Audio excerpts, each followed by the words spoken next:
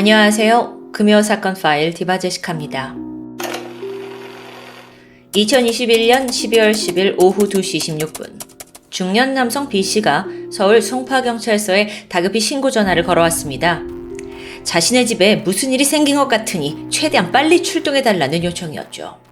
그 전말을 잠깐 들어보니 회사에 있던 그는 방금까지 집에 있던 아내와 통화를 하고 있었습니다. 그러다 수화기 너머로 초인종 소리가 들렸어요. 잠시 후 낯선 남자 목소리와 함께 뭔가를 때려 부수는 소음이 들려왔죠. B씨는 아내를 다급히 불렀지만 대답은 돌아오지 않았습니다. 곧바로 경찰이 출동했어요.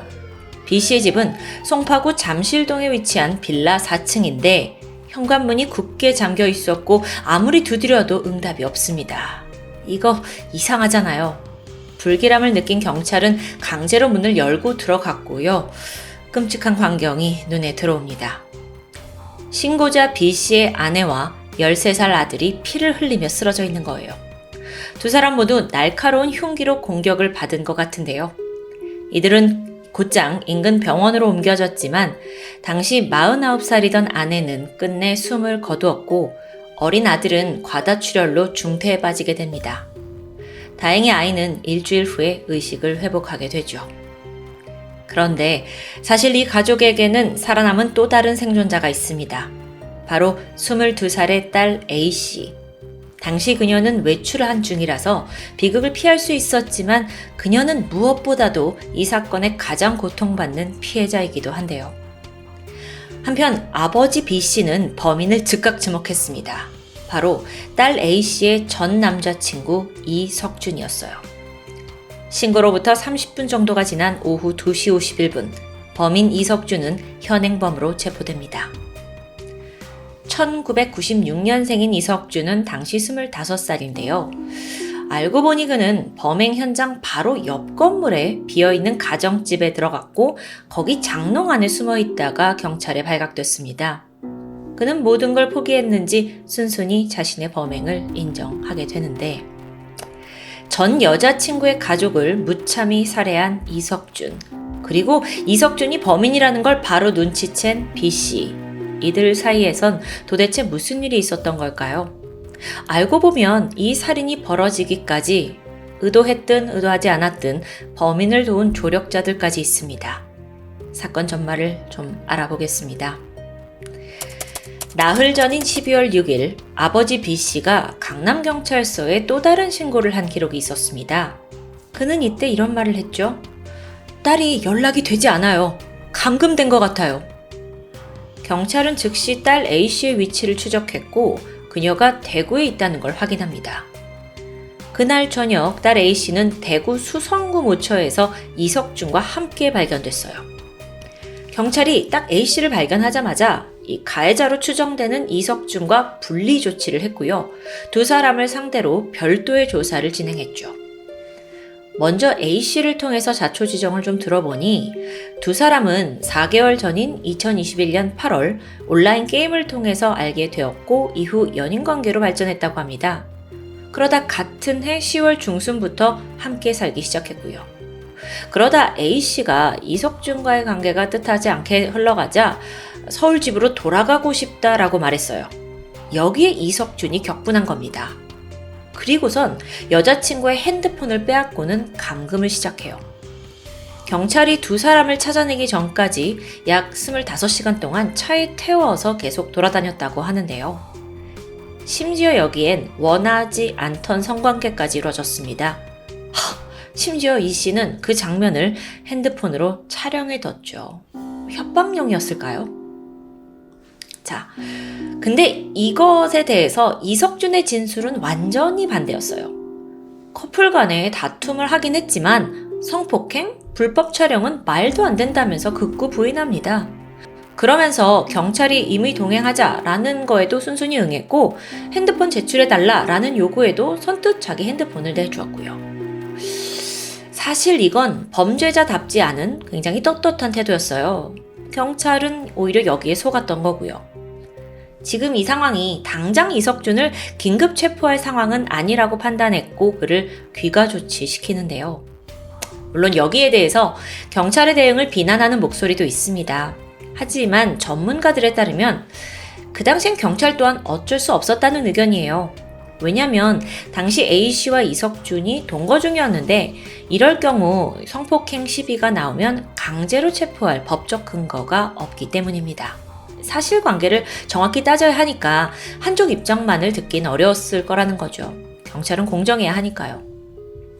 어쨌든 그날 이석준은 귀가 조치됐는데 대신 경찰이 이석준의 휴대폰을 디지털 포렌식을 하기로 결정했어요. 그리고 그 사이 A씨는 서울에 있는 부친에게 인계가 됐죠. 다음 날입니다. A씨가 서울로 돌아와서 아버지 B씨와 함께 경찰서를 찾아갔어요. 그리고 이석준의 감금과 성폭행에 대한 신고를 접수합니다. 하지만 그녀는 여전히 불안한 마음이 가시질 않았어요. 그래서 신변 보호를 요청했고 경찰 또한 그녀를 신변 보호 대상자로 등록한 후에 긴급 신고 기능이 있는 스마트워치를 지급했습니다. 아주 기본적인 절차였죠. 이틀 뒤인 12월 8일, 이석준의 행보가 심상치 않습니다. 그는 직접 A씨를 만나겠다며 서울로 올라왔어요. 그리고 원래 자기가 알고 있던 A씨 주소로 찾아가게 되는데 거기에 엉뚱한 사람이 살고 있는 겁니다. 다른 주소였던 거죠. 이때 이석준은 막 인터넷을 뒤지더니 흥신소와 연락을 취하게 돼요. 그리고 놀랍게도 이 흥신소 관계자는 50만 원을 받고 단 하루 만에 A씨의 현 주소지를 찾아냅니다. 이석준은 주소를 받자마자 미리 준비한 식칼을 챙긴 후에 렌터카를 이용해서 잠실에 있던 A씨 자택으로 향했습니다. 그 사이에 여분의 흉기도 추가로 구입했죠. 그가 준비해둔 흉기요? 전기 충격기, 접이식 톱, 마대자루, 그리고 밀가루까지. 이 밀가루 흔적 지우려고 산 거겠죠? 범죄를 철저히 계획한 정황입니다. 이후 그는 A씨가 사는 그 빌라 주변을 맴돌았어요. 그러다가 다른 주민들이 왔다 갔다 오가는 모습을 유심히 들여다봤고 거기서 공동 현관문 비밀번호를 알아냈죠. 적당한 타이밍을 기다립니다. 그리고 사건 당일 대낮 오후 2시쯤이었는데 오가는 이 없이 빌라 주변은 한산했습니다. 이석준이 자연스럽게 현관 비밀번호를 입력하고 A씨 집으로 향했죠. 띵동, 택배기사예요. 당시 집에 있던 A씨의 어머니는 남편과 통화를 하고 있었잖아요. 그런데 무심코 택배기사인 줄 알고 문을 열어준 거예요. 그러자 이석준이 다짜고짜 밀고 들어오더니 A씨의 어머니와 집에 있던 13살 남동생을 칼로 공격합니다. 두 사람은 무방비 상태로 말 그대로 당할 수밖에 없던 거예요. 그나마 아직 이 남편과의 전화가 끊어지지 않아서 남편분이 빠르게 경찰에 신고할 수 있었던 거고요. 그렇게 전 여친의 어머니를 살해한 이석준. 황당하게도 그는 체포된 후에 우발적 살인이었다라고 주장합니다. 근데 그 이유가 더 황당해요. 자기가 원래 죽이려고 한 사람은 A씨인데 그녀가 현장에 없었잖아요. 근데 가족에 대한 보복 목적은 없었으니까 이 살인이 우발적이라는 거예요. 이게 말이 돼요? 그러니까 A씨가 죽었으면 계획이지만 가족이 죽었으니까 우발이다? 병신새끼 아니에요. 아니 흥신소에 돈 주고 주소 찾아내고 흉기가 뭐 한두 개도 아니고 전기충격기에 밀가루까지 준비했습니다. 게다가 현관 비밀번호도 염탐해서 알아냈는데 이건 명확하게 계획했다는 증거예요. 황당한 주장에 제가 더 화가 치미는데요. 당연히 경찰은 이 주장을 전면으로 반박했고 결국 그의 신상을 공개하기로 결정합니다. 그렇게 이석준은요, 국내 최초로 머그샷이 공개된 강력범죄 피의자가 되죠. 참고로 여러분, 머그샷이라는 건요, 경찰이 직접 촬영한 식별 가능한 피의자 사진입니다. 외국에선 흔해요. 제가 토요 미스테리에서도 머그샷 많이 보여드리니까요. 근데 우리나라에서는 좀 이게 낯선데요. 2010년에 만들어진 신상공개 법률에 따르면 당사자가 동의를 할 경우에 머그샷을 공개할 수 있습니다. 하지만 그동안 아무도 동의하지 않았죠. 그래서 공개된 적이 없고요. 대신에 주민등록증에 있는 신분증 사진 공개를 원칙으로 했다는데요. 근데 문제가 있어요. 그건 현재의 범인의 모습과 다르잖아요. 그래서 논란이 생겼죠. 이석준의 경우에는 이제 체포되고 나서 찍어놓은 머그샷 공개에 자기가 동의를 했고 체포 당일 촬영한 사진이 그대로 배포되었습니다. 다시 사건으로 돌아와서 경찰 조사 결과 이석준의 살인 동기는 자신을 신고한 것에 대한 보복이었습니다. 전 여친 A씨와 아버지 B씨가 성폭행 혐의로 자기를 신고한 것에 앙심 품고 보복 범행을 계획했고 또 실행했고요. 그런데 여기서 한 가지 의문이 있어요. 이석준이 너무도 쉽게 A씨의 주소지를 알아낸 점이에요. 아무리 흥신소가 불법적인 방법을 이용한다 하더라도 어떻게 하루 만에 개인정보를 이렇게 찾아내는 게 가능할까요? 아니, 이러면 안 되는 거잖아요. 그 사람도 처벌 대상이고요. 결국 주소를 건넨 그 흥신소 관계자 역시 개인정보보호법 위반 혐의로 체포가 돼요. 그런데 그에게서 충격적인 진술이 나옵니다. 자기가 개인정보를 얻어낸 그 원천지가 다름 아닌 공무원이라는 점이에요. 흥신소에 정보를 판 그 사람은 수원시 권선구청에 근무하던 41살의 공무원 박 씨였습니다. 더 조사해보니까 그는 지난 2020년부터 2년 동안 사람들의 주소, 차량 정보, 이런 시민 개인정보 1,100건을 무단으로 조회한 후 흥신소에 팔아넘겼어요. 그렇게 벌어들인 돈이 약 4천만 원대였고요. 아니, 대부분의 공무원이 개인정보를 이렇게 마음대로 조회할 수 있는 건 아니라고 해요. 근데 박 씨는 담당하던 업무 중에 하나가 건설기계 조종사 면허 발급이었어요. 그래서 수원시가 박 씨 공무원한테 자동차 및 건설기계 시스템에 접근 가능한 권한을 주었던 거고요. 그리고 이 시스템 내에 160만 명 이상의 개인정보가 들어있었던 겁니다. 이거 덕분에 박 씨는 국토부 장관의 승인도 받지 않고 마음껏 사람들의 개인정보에 접근했던 거고요. 여기서 또 허술하게 무너진 관리 문제가 여실히 드러나게 되죠. 아마 박 씨는요, 용돈벌이차 사람들의 정보를 팔아넘겼을 겁니다. 하지만 이 행위로 인해 누군가는 목숨을 잃는 일이 발생하고 말았어요. 참고로 과거 N번방 사태 때에도 이런 비슷한 방식으로 개인정보 유출이 있었는데요. 주민센터에서 사회복무요원으로 일하던 공범 최 씨가 주범 조주빈에게 개인정보를 팔아넘겼던 사례 기억하시죠? 이렇다 보니 공무원들의 개인정보 관리에 대한 뭔가 좀 강력한 제재가 필요하지 않냐라는 지적이 너무도 당연해 보입니다. 조금 더 덧붙이자면 그렇게 해서 도입된 제도가 원 스트라이크 아웃 제도라고 합니다.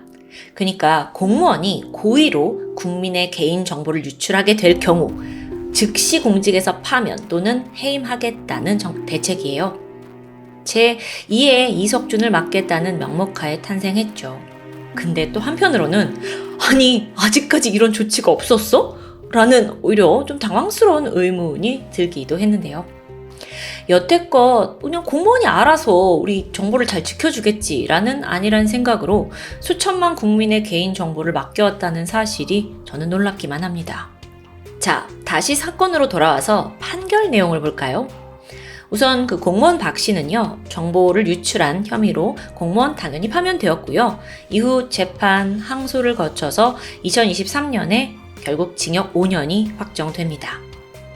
또 범인에게 주소지를 판매한 그 흥신소 관계자도 사실 이들이 한둘이 아니긴 한데요. 각각 징역 1년에서 4년씩 선고받았고요. 마지막으로 얼굴 공개가 된 이석준은 여러 번의 재판을 거치는데 검찰 쪽에서는 그가 철저히 계획된 보복살인을 했다라는 점을 강조했습니다. 재판부가 이걸 받아들였어요. 그리고 결국 최종심에서 무기징역형을 확정하게 되죠. 뿐만 아니라 80시간의 성폭력 치료 프로그램 이수와 함께 앞으로 아동, 청소년, 장애인 관련 기관에 10년 동안 취업을 제한하는 명령도 내리게 됐습니다. 재판장이 선고를 마친 후에 이석준에게 이런 말을 남겼어요. 사형에 처해도 할 말이 없을 만큼 극악무도한 범죄를 저질렀으니 응분의 처벌을 받고 참회하시오. 여기에 이석준은 고개를 푹 숙인 채 네 라고 대답했는데요. 이 짧은 대답, 과연 진심에서 우러나온 말인지는 모르겠습니다. 하지만 그 대답만으로 가족을 잃은 유가족의 고통에 위안이 될 순 없겠죠. 오늘 사건을 혹여나 듣고 나서 이런 댓글을 남기시는 분은 없겠죠. 아니, 그러니까 애초에 동거를 하지 말았어야죠. 여러분, 남녀 간의 문제는 그들의 결정입니다. 이 사건이 애초에 동거에서부터 비롯된 것이 아닌 거 잘 알고 계시죠? 좀 구시대적인 발상으로 사건 포인트를 잘못 잡으시면 안 돼요. 현 2023년에는 서로에 대한 배려와 책임감으로 성숙한 동거를 하는 커플들이 주변에 많이 있잖아요. 문제는 그들이 다 상대에 집착하면서 소유하려 하고 또 극단적인 분노에 사로잡혀서 성관계를 강요하지 않는다는 점이에요. 이 당연한 걸 제가 계속 설명할 필요는 없겠죠. 이 사건의 정말 중요한 포인트는 허술한 개인정보 유출이라고 생각합니다. 또 신변 보호를 요청했지만 결국엔 A씨의 가족들이 상해린을 당했어요. 이 상황이요, 앞으로도 또 발생할 수 있는데 우리 사회는 과연 시민들을 얼마나 지켜줄 수 있는 걸까요? 다시는 같은 비극이 반복되지 않도록 제도적인 울타리가 더 촘촘히 마련되길 바랍니다. 그리고 마지막으로 안타깝게 목숨을 잃은 A씨 어머니의 명복을 빌겠습니다. 지금까지 금요사건 파일 디바제시카입니다. 안녕하세요. 금요사건 파일 디바제시카입니다. 2015년 9월 6일 오후 2시 30분 서울 송파구 거여동에 있는 한 다세대 주택에서 유명 영어 강사였던 46살의 여성 홍 씨가 거주하고 있던 1층 집에서 사망한 채 발견됩니다. 그녀는 2층짜리 이 해당 건물에서 부모님 그리고 이모와 함께 같은 건물에 각각 거주하고 있었는데요. 이틀이 넘도록 홍 씨가 보이지가 않고 또 연락도 되지 않자 이상하게 여긴 이모가 홍 씨 집에 들어갔다가 그녀의 시신을 발견한 겁니다. 그런데 그녀의 상태와 그리고 또 발견된 장소가 다소 심상치 않습니다. 우선 알몸 상태였고요. 양손은 플라스틱 타이로 강하게 결박되어 있었죠.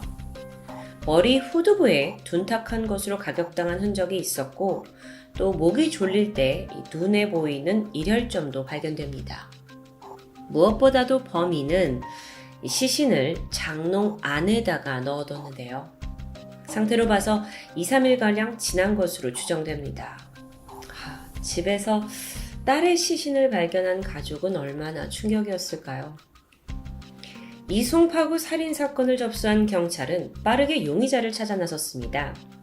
우선 딱 봤을 때 이 결박이 앞쪽으로 되어 있었다는 점, 그리고 옷을 속옷도 남기지 않고 다 벗겼다는 점, 그리고 여성 한 명을 제압하는 데 있어서 뒤통수를 가격했다라는 점에서 범인과 피해자가 아주 가까운 사이였다는, 즉 면식범이라는 추정이 가능했습니다. 그래서 주변 인물을 먼저 수색을 하던 경찰은 머지않아 한 명을 특정하게 됩니다. 다름 아닌 홍 씨의 남자친구 40대 강 씨였죠. 그를 용의자로 지목한 유력한 근거가 뭐였을까요? 홍 씨 집 앞에 있던 CCTV였습니다. 홍 씨가 집으로 들어가는 모습이 마지막으로 찍혀 있던 건 시신 발견 3일 전인 9월 3일 저녁입니다. 그런데 이 시각 전후로 이 남자친구 강 씨가 그녀 집에 드나든 장면이 CCTV에 또렷이 남아 있었어요. 자, 이 얘기인즉슨 그 강 씨는요, 홍 씨가 집에 들어가기 전에 이미 그 집에 들어갔고요. 그리고 혼자서 빠져나온 상황입니다. 무죄 추정 원칙을 두고 보자면 연인 사이였기 때문에 집에 드나드는 건 자연스럽다고 볼 수 있겠죠. 그런데 그의 행동은 결코 자연스럽지 않았습니다. CCTV에 얼굴이 찍히지 않으려는 듯 고개를 푹 숙이고 있었고요. 심지어 집에 들어가기 전에 옷을 갈아입은 정황도 발견됩니다. 이거 분명 수상해요. 그리고 결정적으로 강 씨는 홍 씨의 시신이 발견된 이후에 모든 연락을 끊고 아예 행적을 감춘 상태입니다.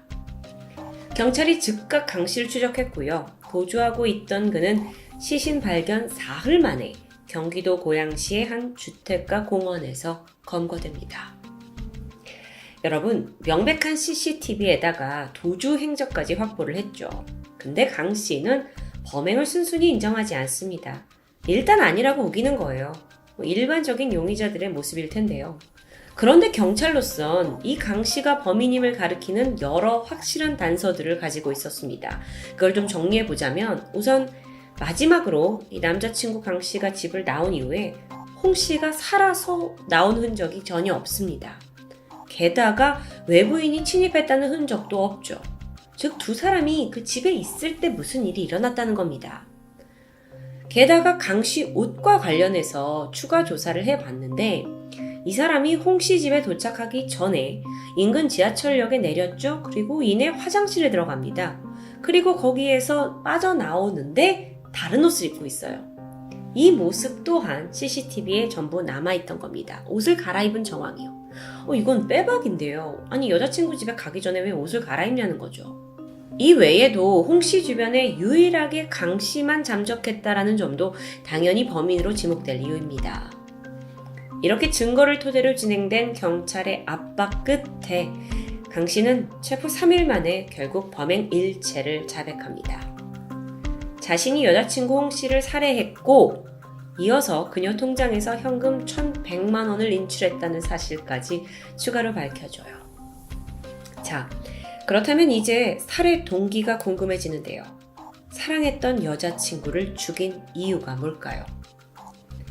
두 사람은 홍 씨의 가족들 그리고 이웃들까지 모두가 알 정도로 공공연한 커플이었습니다.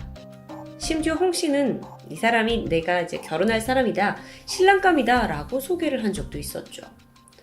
두 사람이 어떻게 만났는지 조사를 해보니까 원래는 어릴 때 알던 중학교 동창이었다고 합니다. 근데 자주 왕래하던 사이는 아니었는데요. 마침 1년 전에 중학교 동창회가 열렸고 두 사람이 재회했죠. 그걸 계기로 급격히 가까워지면서 얼마 후엔 연인 사이로 발전한 겁니다.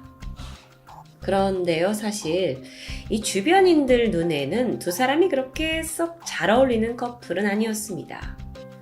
여자 홍 씨는 일단 사회적으로 소위 스타 강사라고 불리는 좋은 커리어에 또 재정적으로 능력 있는 여성이었죠. 근데 반면 남자친구 강 씨는 딱히 직업이 없어요. 게다가 도박 중독까지 있는 겁니다.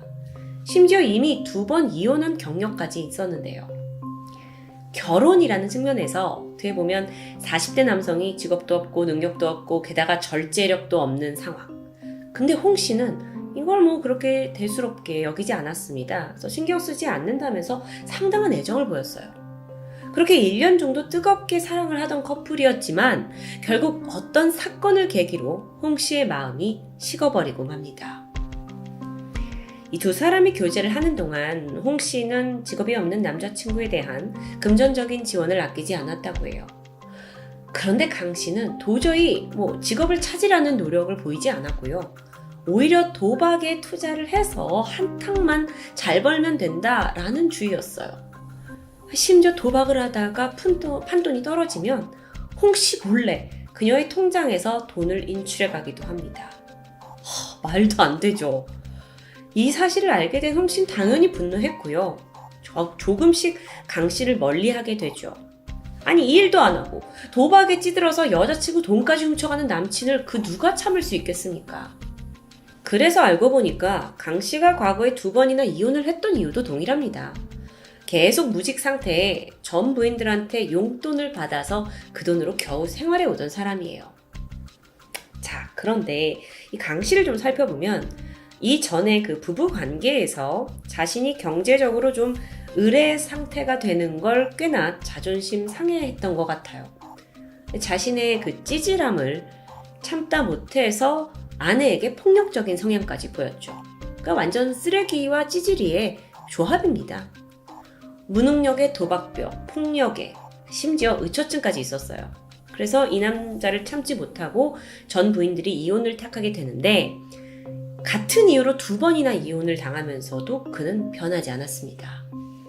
자신을 순수하게 사랑해준 홍 씨에게마저도 홍 씨가 우리 좀 이별을 해야 될 것 같다라고 말을 하게 되자 폭행과 폭언을 서슴지 않았어요. 그 한 예로 홍 씨가 미용실에서 이제 머리를 하고 있었는데 그때 홍 씨를 찾아와서 남자친구가 손찌검을 하게 되죠.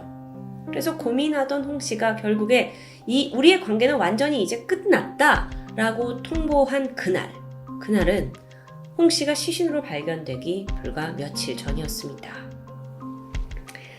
이별 통보를 듣고 강 씨는 즉각 앙심을 품게 돼요. 아니 어쩌면 자신의 도박 판돈을 대줄 사람이 사라지면서 다급해진 건 아닐까요? 어쨌든 이별 후에도 이 찌질이 남자는 홍 씨 주변을 맴돌면서 계속 그녀를 주시했어요. 그리고 어느 날 홍 씨가 술을 마시러 외출하는 모습에 완전히 분노하게 되죠. 아니 나랑 헤어진 지 얼마 되지도 않았는데 모르는 사람하고 술자리를 갔어? 이거 다른 남자 생긴 거 아니야? 라고 즉각적으로 의심하는 겁니다. 의처증이 있었다고 했었기 때문에 그랬던 것 같아요. 추후에 강 씨가 왜 이 살해를 저질렀냐라는 동기에 대해서 뭐라고 말을 하냐면 어떻게 네가 나를 두고 다른 남자를 만나? 어이없게도 이거였습니다. 질투였어요.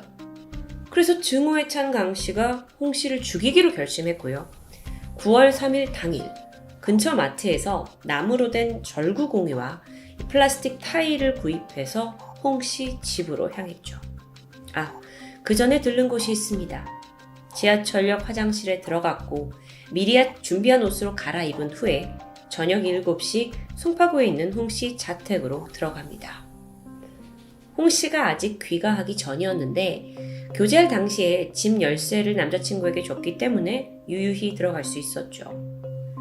자, 이제 홍 씨가 집에 들어오기까지는 시간이 좀 남아 있습니다.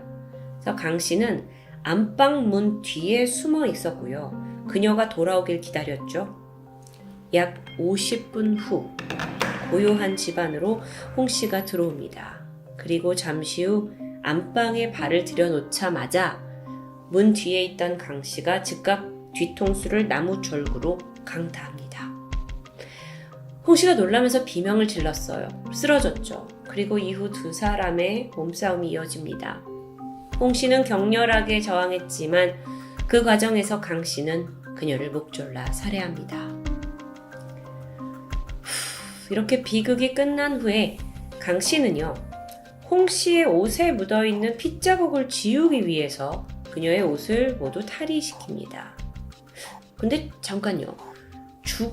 이미 죽은 사람의 혈흔을 닦아낸다는 게 좀 이상하죠.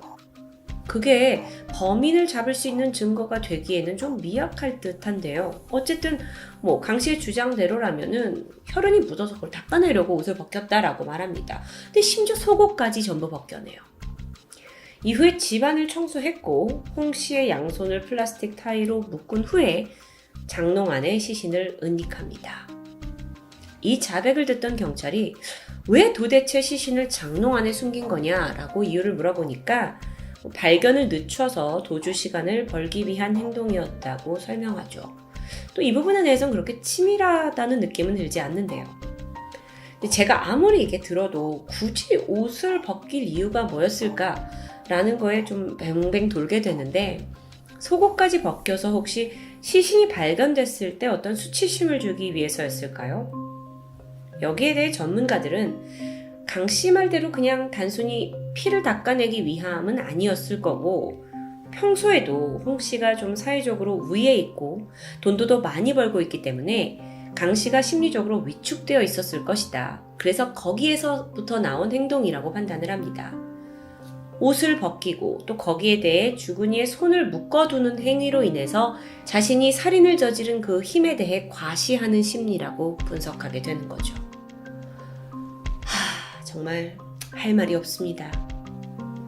그렇게 모든 게 끝났고 강 씨가 집을 떠난 시각은 저녁 11시입니다. 지하철역에 다시 가요. 그리고 옷을 갈아입었죠. 끝이 아닙니다. 훔친 홍 씨의 카드를 이용해서 현금 1,100만 원을 인출했고 즉각 도박판으로 달려갑니다. 이후에 경찰의 추적을 따돌리면서 사우나와 PC방을 전전했지만 결국에는 고양시에서 검거된 상황이죠.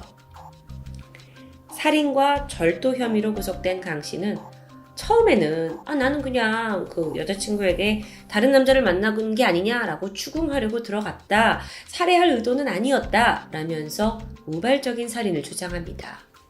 근데 그렇다고 하기에는 지하철역에서 옷 갈아입었다는 게 도저히 쉽게 설명이 되지 않아요. 범행 도구를 미리 마트에서 사간 것도 그렇죠. 이렇게 절구를 가지고 살인을 하면 피가 튈 것을 예상했기 때문에 옷을 갈아입은 건 아닐까요? 게다가 죽은 시신의 손을 묶어둔 점에 대해서는 뭐라고 말을 하냐면 내가 시신을 장롱에 넣었는데 손이 튀어나오더라. 그래서 어쩔 수 없이 묶을 수밖에 없었다라고 말합니다. 하지만 전문가들은 이 부분도 우발적인 살인을 주장하려는 이야기일 뿐 논리적으로는 앞뒤가 맞지 않다고 얘기하고 있죠. 결국 이런 그의 터무니없는 주장들은 받아들여지지 않았고요. 법원은 그에게 무기징역을 선고합니다. 하지만 강 씨가 억울하다면서 항소해요.